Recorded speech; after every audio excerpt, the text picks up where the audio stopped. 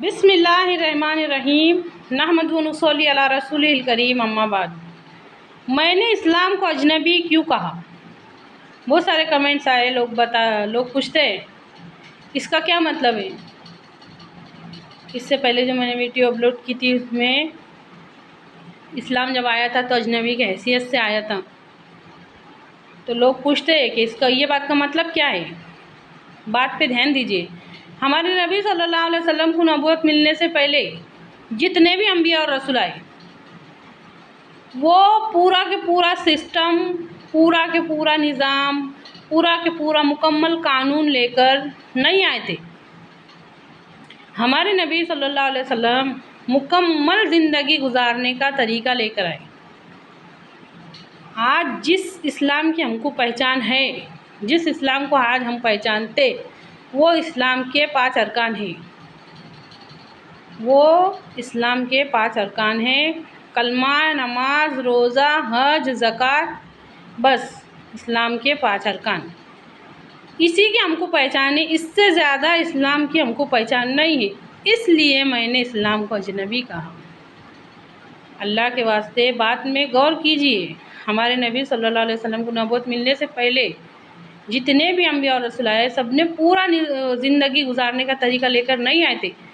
ہمارے نبی صلی اللہ علیہ وسلم قدم قدم پر رہنمائی، قدم قدم پر رہنمائی، قدم قدم پر رہنمائی، مکمل رہنمائی، پورا کے پورا زندگی گزارنے کا طریقہ، پورا نظام، پورا سسٹم، پورا قانون لے کر آئے، جس سے آج ہم واقف نہیں ہیں، جس کی آج ہم کو پہچان نہیں ہے۔ اسی لیے میں نے پچھلے ویڈیو میں یہ کہا تھا کہ ہمارے بیچ میں رہ کے بھی، ہمارے ساتھ میں، ہمارے بیچ میں کیا، ہمارے نام کے ساتھ اسلام کا نام جڑا ہے۔ ہم مسلمان ہیں، مسلمان کہتے ہیں اسلام والے کو، تو ہمارے ساتھ رہ کے بھی ہم کو اس کی پہچان نہیں ہے، تو پھر اجنبی ہی ہوا نا، اس کا مطلب اجنبی ہوا۔ اللہ کے واسطے بات کو سمجھیے۔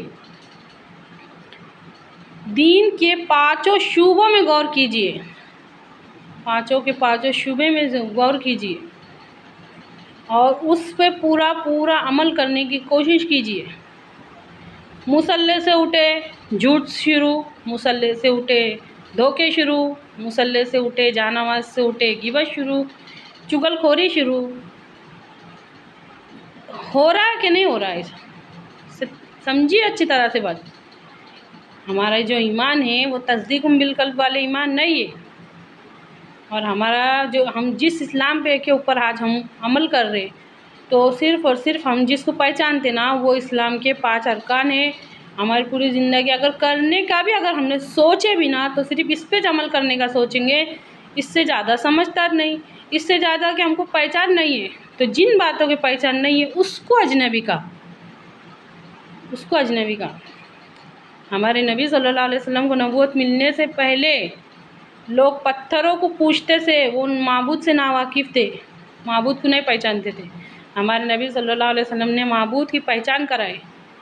ہمارے نبی صلی اللہ علیہ وسلم کو نبوت ملنے سے پہلے قطع رحمی تھی، رشتے ناتوں کو توڑتے تھے، ہمارے نبی صلی اللہ علیہ وسلم نے جوڑنا سکھایا۔ ہمارے نبی صلی اللہ علیہ وسلم کو نبوت ملنے سے پہلے لڑکیوں کو زندہ دفن کیا جاتا تھا۔ ہمارے نبی صلی اللہ علیہ وسلم نے عورتوں کی عزت کرنا سکھائی۔ ہر بات میں غور کر کے دیکھو، ہر بات میں غور کر کے دیکھو۔ برائی پر بھلائی کے غلبے کے واسطے بھیجے گئے تھے ہمارے نبی۔ آج ہم جس اسلام سے واقف ہے، جس کی ہم کو پہچان ہے نا، وہ صرف اس کا ایک حصہ ہے، پارٹ آف دا دین ہے، دین کا ایک حصہ ہے، پورا دین نہیں ہے۔ یہ وجہ ہے کہ وہ برائی کے اوپر اثر نہیں کر رہا۔ اللہ کے واسطے بات کو سمجھیے۔ اگر کسی نے ہمارے گھر کے پاس کچھ بھی کوڑا کرکٹ کچھ بھی لا کے ڈالا تو ہم برداشت کریں گے؟